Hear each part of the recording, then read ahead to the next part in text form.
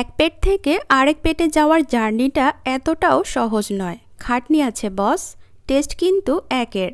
আসসালামু আলাইকুম দর্শক, আবারও হাজির হয়ে গেলাম মজার আরও একটি রেসিপি নিয়ে। আমার আজকের রেসিপি কোরবানি ঈদ স্পেশাল গরুর ভুঁড়ি ভুনা। আপনারা চাইলে খাসির ভুঁড়ি ভুনাও সেম রেসিপি ফলো করে করতে পারেন।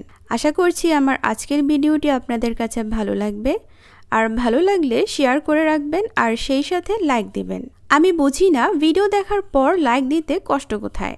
ভিডিও ভালো না লাগলে সেটাও অন্তত কমেন্টস করে জানাবেন। তো চলুন তাহলে আর কথা না বাড়িয়ে চলে যাই আজকের রান্নায়।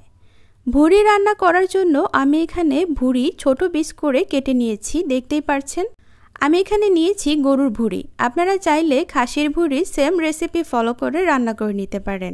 ভুঁড়ি পরিষ্কার করাটা গুরুত্বপূর্ণ। আমি গরম পানি, লেবুর রস আর লবণ দিয়ে ঘষে ধুয়ে নিই কয়েকবার। এখন একটা হাঁড়িতে ভুঁড়ি নিয়ে তার মধ্যে দিচ্ছি আধা চা চামচ হলুদের গুঁড়ো, 1 চা চামচ মরিচের গুঁড়ো, জিরার গুঁড়ো 1/2 চা চামচ, 1 টেবিল চামচ আদা রসুন বাটা, এটা আমি পরে পানি দেওয়ার সময় ব্যবহার করেছি। ধনিয়ার গুঁড়ো দিয়েছি 1 চা চামচের মতো। এবার স্বাদ মতো লবণ, আর সেই সঙ্গে অ্যাড করে দিচ্ছি আমি পানি। আমি 2 কাপ ভুঁড়ির জন্য 4 কাপ পানি অ্যাড করে দিচ্ছি। এটা আমি চামচের সাহায্যে খুব ভালো করে মিক্স করে নেব। মিক্স করা হয়ে গেলে এটাকে রান্না করে নিতে হবে 3 থেকে 4 ঘন্টা। তো আমি এটাকে দমে বসিয়ে রাখবো, এরপরে ফিরে আসব। এটা রান্না হতে থাক।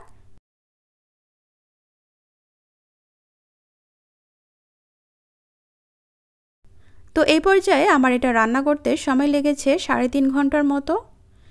এখন একটা প্যানে পরিমাণ মতো তেল গরম করছি।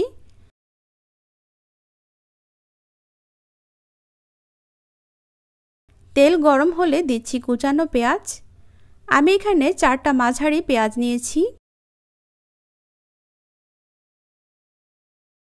পেঁয়াজগুলো একটু লালচে বাদামি হলে দিচ্ছি 1 টেবিল চামচ আদা রসুন বাটা। চাইলে এই সময় 1-2 টমেটো কুচি করেও দিতে পারেন, এতে রং ও স্বাদ দুটোই বাড়ে। আর একটু নেড়েচেড়ে ভাজবো। 1 চা চামচ মরিচের গুঁড়ো, জিরার গুঁড়ো 1/2 চা চামচ, মধ্যে দিচ্ছি আধা চা চামচ হলুদের গুঁড়ো, ধনিয়ার গুঁড়ো দিয়েছি 1 চা চামচের মতো। এবার সেদ্ধ করা ভুঁড়িটা দিয়ে দিচ্ছি। মশলা আর পেঁয়াজের সঙ্গে ভালোভাবে মিশিয়ে নিচ্ছি।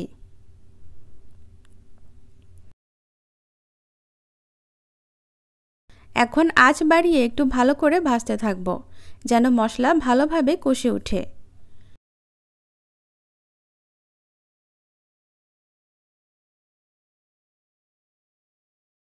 যদি মনে হয় একটু পানি দরকার, তাহলে ভুঁড়ির সেদ্ধ করা পানি থেকে অল্প দিয়ে দিতে পারেন।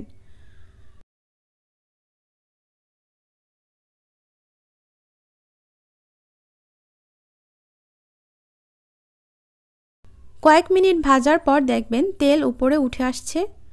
এখন রান্নার একদম শেষ ধাপে আমি দিচ্ছি আধা চা চামচ গরম মশলা। চাইলে একটু কাঁচামরিচও দিতে পারেন এই সময়।